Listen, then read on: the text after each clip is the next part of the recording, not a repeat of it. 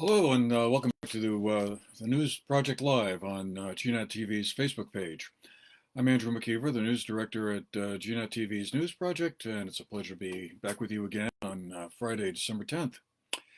Um, just before we get started, just wanted to remind you all that if you wanted to look for more information about a couple of the stories we're going to be talking about in a few minutes, you can go to the comments section and find some links there to websites or other sources of more information. But anyway, kind of a quiet week this week, I guess you could say, news-wise, as we start to kind of make our way towards the holiday season. Um, and as you probably already know, mask mandates, face mask mandates, are kind of at the top of the list here today. Many of you will recall that back in November 23rd, I believe, the state legislature in a special session passed a statute that allows local municipalities to set face mask requirements in their towns if they decide to. They didn't have to. It was not going to be a statewide mandate. So a couple of our local communities have begun acting on that and talking about it. This past Tuesday, the Manchester Select Board came up with what they referred to during the meeting anyway as a sort of a hybrid solution. Basically leaves it up to the individual business owners in town to decide if they want to impose a face mask mandate on within their premises. Um, but they don't have to. It's not the town isn't going to require them to do that. They will have the backing of the town, but and if they want to adopt that policy, they register with the town. About five have done so far. We understand from so far this morning. The town will give them a sign or possibly two that announces the requirement that has the backing of the town and therefore kind of hopefully keeps the merchant kind of um, off the hook, so to speak. Um, the town will also create and maintain a list of businesses that have adopted the mask policy. It'll be posted on the town's website. So if this is an issue for some shoppers, they want to know who's in and who's not, they can go to the town website, manchester-vt.gov, and they can find that out there. The wording is pretty similar to the one that was in place beginning in the spring of 2020 in the early stages of COVID-19 pandemic, but it just contains some fairly strong language, but it's not, again, obligatory across the board. This comes at a time, and we'll talk about this more in a moment, that we had 740 reported COVID cases across the state yesterday, or that were reported today on the Department of Health's website, which I believe is a record. I don't recall seeing a number that high before. We've seen a couple in the 600s, but I don't recall seeing any in the 700s until this morning. And Benton County is, as we all know, has been one of the hot spots around the state. It's been one of the worst counties for much of the past month or so, us in Rutland County. Anyway, the mask mandate by law is going to be limited to 45 days in duration. It can be extended in 30-day increments after that. So in Manchester, the current iteration will be in effect until January 5th. And as it turns out, the select board is meeting on January 4th, or is scheduled to meet on January 4th, and they can then make a decision at that point if they want to extend it for 30 more days or drop it at that point. Meanwhile, down in Arlington on Monday evening, their select board there declined to take up a mask mandate, but they did sort of reinforce a policy that was more or less already in existence that required people to wear face masks if they came into any town buildings like the town hall or town garage. And that also folks who worked in those buildings needed to wear masks while they were working. Um, it doesn't apply to other private businesses. Again, leaving it up to those proprietors to determine their own rules for their own buildings. Um,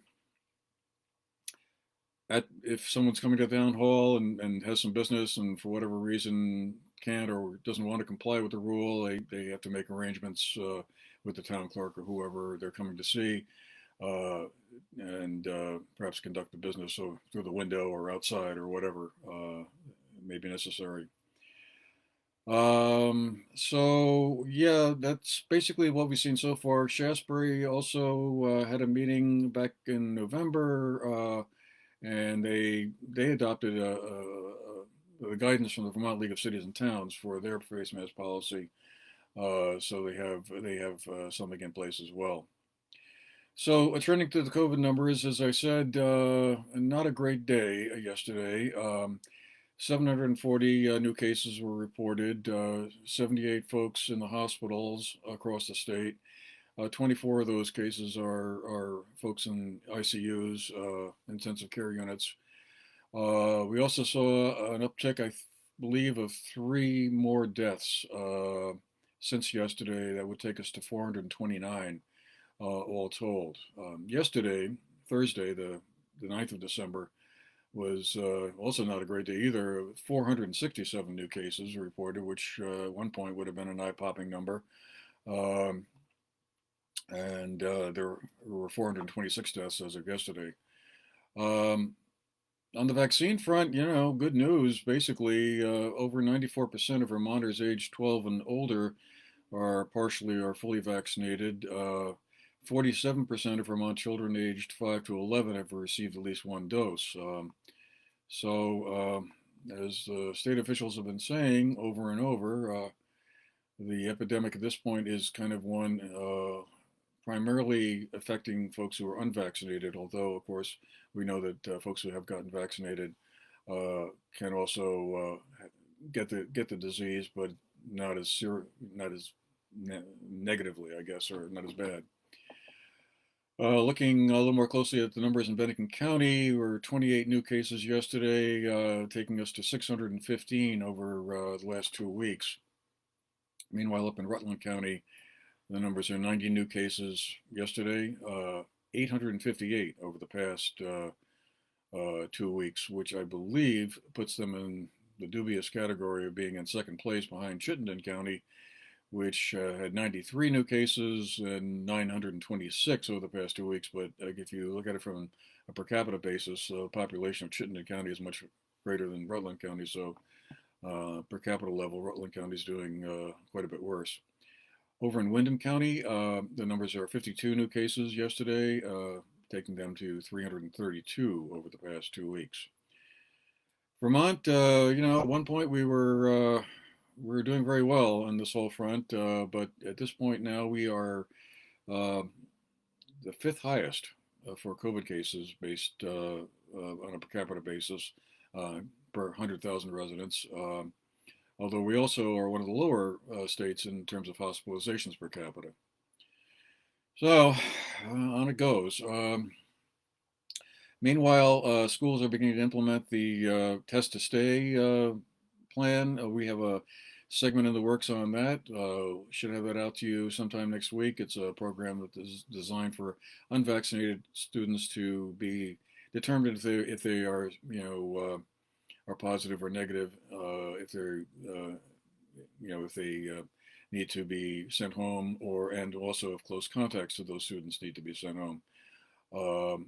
If a student who's been given an antigen test on school premises is tested positive, then other students can be quickly identified and also sent home if need be. So just to conclude on a somewhat brighter note, Londonderry is on its way towards getting a little skating rink for the Christmas holidays. 60-foot by 120-foot outdoor skating rink. They're hoping to have it open by Christmas and operating through the winter, at least until March or so.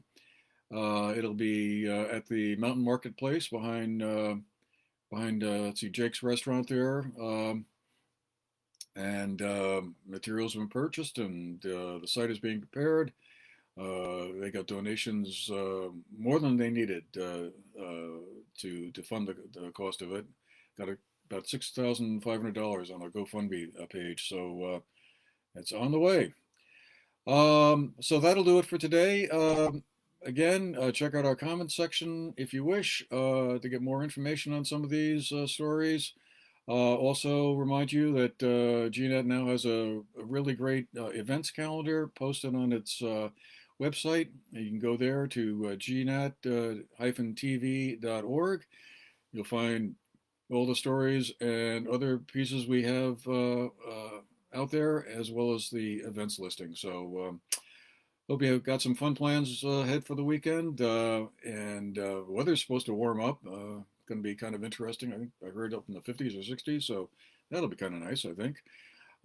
Anyway, so I'm Andrew McKeever. Good to be with you today, as always. And well, have a great weekend, and we'll see you next week. All right, take care.